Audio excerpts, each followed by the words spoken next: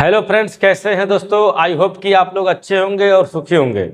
दोस्तों, अगर आपके बीच में वीडियो हमारी जा रही है तो आप जरूर कमेंट करें कि आप कहां से मेरी वीडियो देख रहे हैं। ऐसा ही होता है कि हमको भी ऐसा अच्छा लगेगा कि हमारी वीडियो लोगों के बीच में जा रही है और लोगों को कानून से जानकारी दे रही है। तो दोस्तों प्लीज़ चैनल को सब्सक्राइब भी करिएगा और कमेंट करिए। तो आज हम बात करेंगे वारंट के बारे में। वारंट क्या होता है दोस्तों। वारंट की हिंदी होती है अधिपत्र। अधिपत्र। और दोस्तों यह क्या होता है, एक कानूनी दस्तावेज होता है। भारतीय नागरिक सुरक्षा संहिता के अंतर्गत इसको बाकायदे बताया गया है। तो देखिए, वारंट एक कानूनी दस्तावेज होता है। किस लिए कि कोई व्यक्ति मान लीजिए अपराध करता है। कोई व्यक्ति क्या करता है, अपराध करता है। अपराध दो तरह के होते हैं। एक होता है गंभीर और एक होता है नॉर्मल, बोले तो असंज्ञेय, असंज्ञेय अपराध।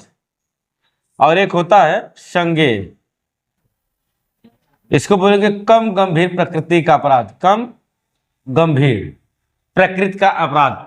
अपराध दोस्तों दो तरह का होता है, एक गंभीर होता है और एक कम गंभीर प्रकृति, असंज्ञेय होता है, एक असंज्ञेय होता है। अगर कोई गंभीर प्रकृति का अपराध कोई व्यक्ति करता है तो उस अपराध को रोकने के लिए या वह साक्ष्य के साथ छेड़छाड़ ना करे, साक्ष्य को धमकाए नहीं, साक्षी को धमकाए नहीं, इसलिए वारंट जारी होता है।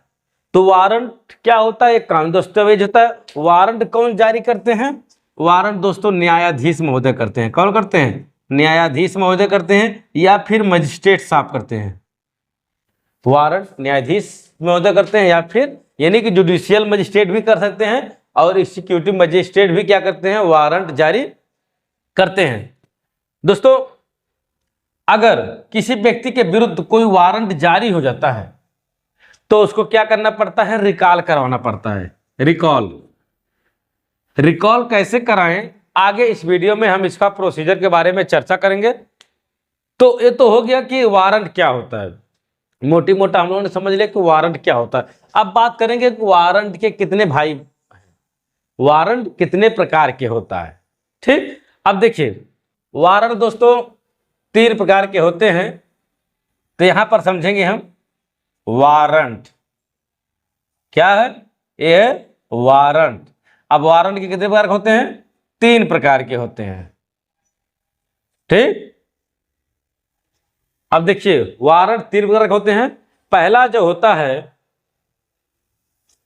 गिरफ्तारी वारंट। कैसा होता है, गिरफ्तारी वारंट। पहला होता है गिरफ्तारी वारंट। दूसरा होता है सर्च और सीजर, सर्च वारंट।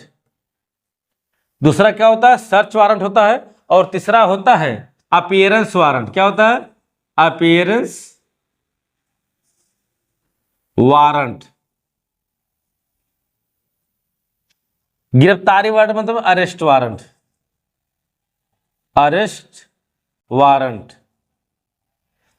अब देखिए गिरफ्तारी वारंट, सर्च वारंट और अपीयरेंस वारंट क्या होते हैं। इनका गिरफ्तारी वारंट का मतलब होता है कि जब किसी व्यक्ति के खिलाफ गिरफ्तारी का वारंट जारी हो जाता है तब उसको गिरफ्तार करके जेल में भेज दिया जाता है।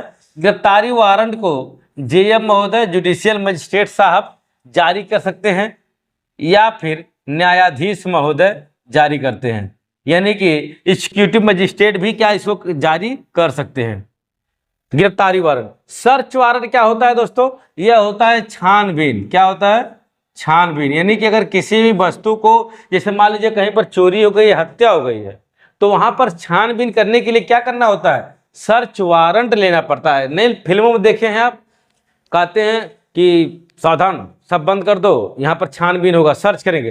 तो कहता है कि भाई सर्च वारंट दिखाओ, आपके पास सर्च वारंट है। तो यही सर्च वारंट होता है। सर्च वारंट क्या होता है, छानबीन के लिए एक वारंट जारी किया जाता है मजिस्ट्रेट साहब द्वारा। अपीयरेंस वारंट क्या होता है, यह होता है उपस्थिति। क्या होता है, उपस्थिति। यानी किसी भी व्यक्ति को कोर्ट में उपस्थित करने के लिए, हाजिर करने के लिए सर्च अपीयरेंस वारंट की आवश्यकता पड़ती है। तो हमने पढ़ा वारंट तीन प्रकार होते हैं, गिरफ्तारी warrant, search warrant, appearance warrant. ठीक, अब आगे देखिए, अब एक और बात है, ये तो हो गया वारंट। अगर इसको हम देखेंगे कि जमानत के आधार पर कितने प्रकार के होते हैं, क्या होते हैं, जमानत के आधार पर, जमानत के आधार पर वारंट के प्रकार, वारंट के प्रकार। अब तक तो हमने समझा कि वारंट कितने प्रकार के होते हैं। अब बात करेंगे कि जमानत के आधार पर कितने प्रकार के वारंट होते हैं। तो देखिए, दो तरह के वारंट होते हैं जमानत के आधार पर। पहला होता है BW, दूसरा होता है NBW, यानी कि जमानती वारंट और गैर जमानती वारंट। इसको बोलेंगे बेलेबल वारंट। क्या होता है बेलेबल वारंट? इसको बोलेंगे नॉन बेलेबल वारंट, यानी गैर जमानती अधिपत्र। क्या बोलेंगे? NBW को गैर जमानती अधिपत्र, इसको बोलेंगे जमानती अधिपत्र। क्या बोलेंगे? जमानती अधिपत्र। तो BW NBW इसको भी क्या करते हैं, कोर्ट द्वारा जारी होता है। किसके द्वारा? कोर्ट द्वारा, यानी कि न्यायालय जो है इसको क्या करती है, जारी करती है। ये दोनों वारंट क्या करते हैं, न्यायालय जारी करती है। और अगर कोई व्यक्ति को गिरफ्तार करना है तब उसके लिए NBW जारी किया जाता है। देखिए अब NBW और BW में क्या अंतर है, इसी पर समझ लीजिए। BW जो होता है गिरफ्तारी वारंट होता है। क्या होता है? गिरफ्तारी वारंट, सॉरी ये जमानती वारंट होता है। क्या होता है? जमानती वारंट। जमानती वारंट में किसी व्यक्ति को क्या किया जाता है, गिरफ्तार पुलिस करती है। किसी व्यक्ति को पुलिस गिरफ्तार करती है और उसको वहीं पर जमानत देकर छोड़ देती है, तो वो होता है जमानती वारंट। जैसे अगर गिरफ्तारी वारंट हुआ है BW, तो पुलिस क्या करेगी, गिरफ्तार करेगी और मुचलका वगैरह बेल बांड लेकर के शर्तों के आधार पर उसको छोड़ देती है कि तुम भाई प्रत्येक तारीख पेशी पर कोर्ट में उपस्थित तुमको रहना है। लेकिन NBW क्या होता है, NBW अगर किसी के जारी हो गया है तो पुलिस उसको नहीं छोड़ सकती, उसको सीधे कोर्ट में ही जाना पड़ता है और कोर्ट के आधार पर डिसाइड होता है कोर्ट छोड़ेगी कि उसको जेल भेज देगी। तो ये होता है NBW। NBW को रिकॉल का पावर सीधे सीधे कोर्ट को होता है, यानी कोर्ट ही इसको रिकॉल कर सकती है। बाकी BW तो थाने पर भी आप एडजस्ट कर सकते हैं। और BW में उसके एक्यूज के अधिकारों को ख्याल रखा जाता है, उसके अधिकार बनाए रखने के लिए। और NBW हमेशा गंभीर अपराधों के लिए ही जारी होता है, ये बात को ध्यान रखेंगे। अब देखिए बात करेंगे कि वारंट के प्रारूप। क्या बात करेंगे? वारंट के प्रारूप। अब तो हमने अब तक ये समझा कि वारंट कितने प्रकार के होते हैं।